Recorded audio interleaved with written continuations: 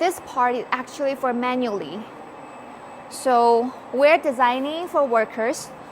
Apply this kind of glue strip on the top of the battery cell. Now let's move to this robo arm area.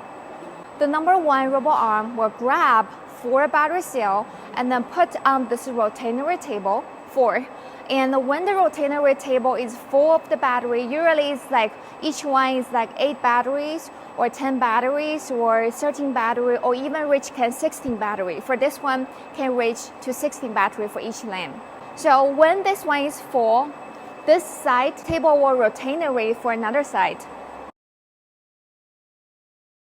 So this number 2 robo arm will grab this small battery module and then move on here to this 1, 2, 3, 4, what we can see pressing table or stacking table. And then when this battery is on this location, it's actually from this pressure to press all the battery cell to put them together. The workers actually installed this steel belt on the top of the battery cell to fix the battery to make it not moving.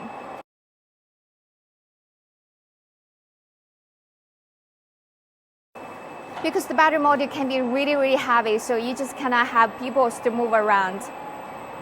The robot arm will grab the battery module and leave on here.